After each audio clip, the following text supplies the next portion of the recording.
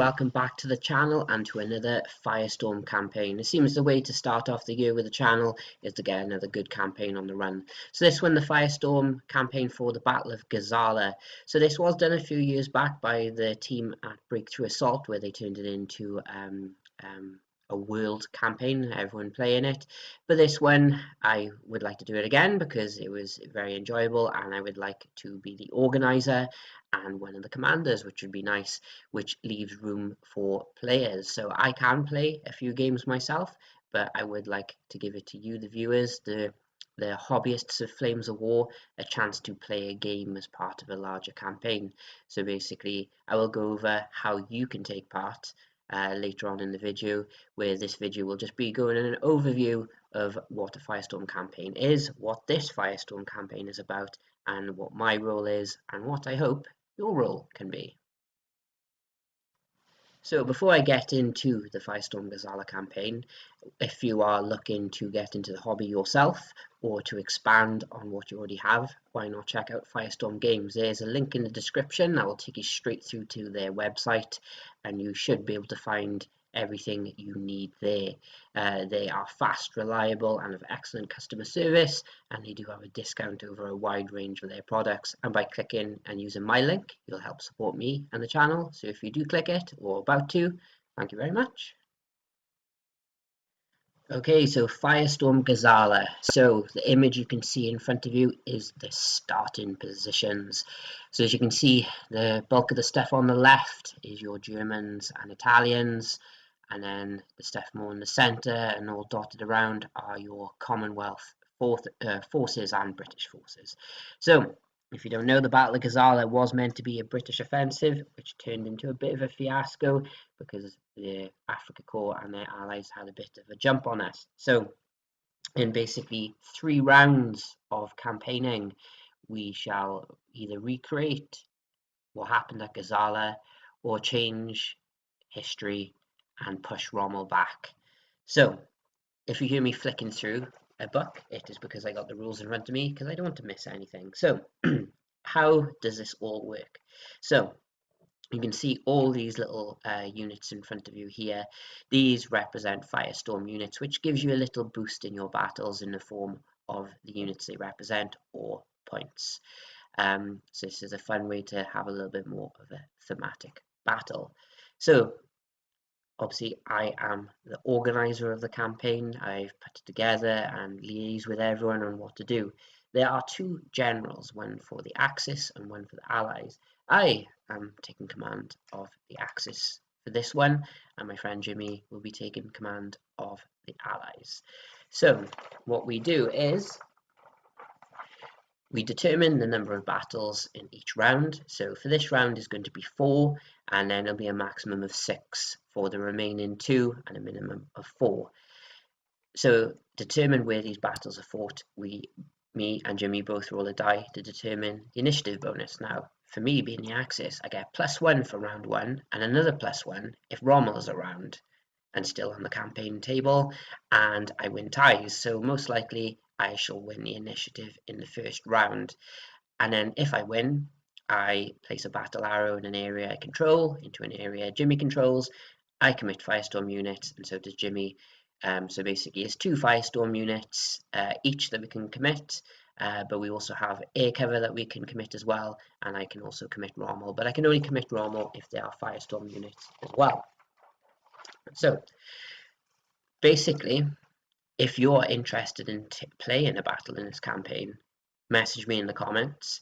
My friend has already messaged me before I've put this video together asking for a game, of which I've already done so. So you ask for a game, me and Jimmy will determine where the battle will be fought, and then we will let you know what Firestorm bonuses you get, and check for supply in case there's any negatives in that, because supply is important in this mission. If you're not in supply, you can have your morale reduced, you could be short of fuel, so basically you're well, not very good basically, but we'll go over that.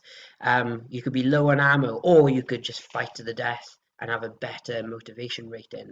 So once we've done all that, you identify your mission. So basically, as normal, you attack, maneuver, defend. and then you sort out your mission. Now, if you're a defender and you would have extra fortifications, because the fight is taking place over minefields, which is these little black borders you can see. If you choose to attack or maneuver, you will not receive those bonuses because you are leaving your defensive position, so bear that in mind. So then you guys will play your mission, you will give me the score, and then we'll see if any of the Firestorm units were killed. If you won in attack, you will advance into the area that was being fought over. If you won as the defender, you push back the enemy and you hold your ground, but you can still lose your Firestorm units. So obviously the better the margin of victory, the better. If you win your game and you are in the territory as the victor, you will be able to recover tanks because you've got your parties out. And if you lost, you have to retreat. And if you have nowhere to retreat to, then unfortunately the units are captured and count as points. And don't worry, if your units are destroyed, they do come back the next turn at your supply depots. You can see Tobruk has got his supply depots for the Allies, and then the two leftmost sections are the supply depots for the Axis. You can see a few F tokens around. These are fortified markers. Now basically they will give you a little bit of a bonus for your defensive actions. If you lose your battle and your Firestorm units are still alive, you basically burn your fortification marker and you retain the area. So essentially the attacker needs to have 2 successful attacks into that area to take it.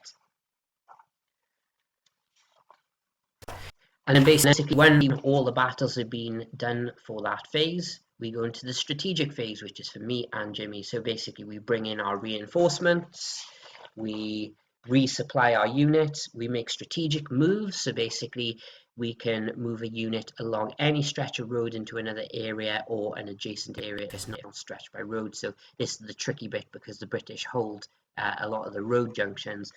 But the problem for the British, because they're so caught off balance, Jimmy will have to roll a die, and basically that die is the number of units he can move. So it could only be a 1, it could be a 6, but it means he can't move all his units, which could be a problem.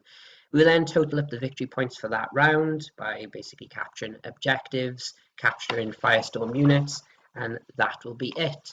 So I suppose the one thing we need to cover, so anything to do with Firestorm units and what you get points wise or defensively, I will cover in when you message me. So message me in the comments if you're interested for a game, and then we can either message you on Facebook, WhatsApp, or whatever, and I can tell you exactly what you get.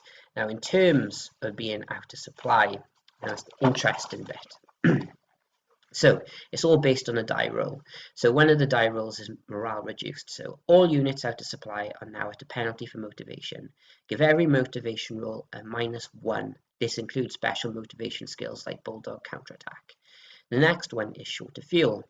So each time a tank or vehicle moves or takes part in an assault in a turn, roll 1 die. On a roll of a 1, that vehicle runs out of fuel and becomes immobile. It cannot move for the remainder of the battle, but can still fire and defends if it is assaulted, but at a -2 penalty to the attack dice. Place a marker to show that they are out of fuel. Only vehicles or tanks that move or assault need to take this test. And the other one is low on ammo. Each time a unit fires or directs a bombardment, roll a die. On a 1, that unit becomes seriously low on ammo. From then on, that unit can only fire at its moving rate of fire, regardless if it moved or not. Artillery can no longer fire bombardments. So pretty big.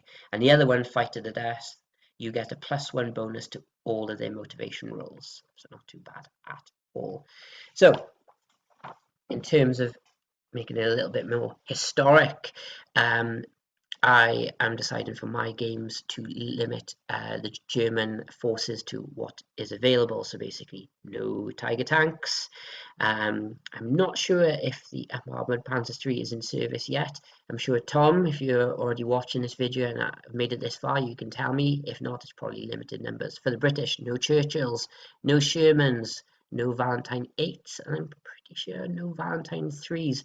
Definitely no 1725 pounders, but everything else should be good. And no Piats either.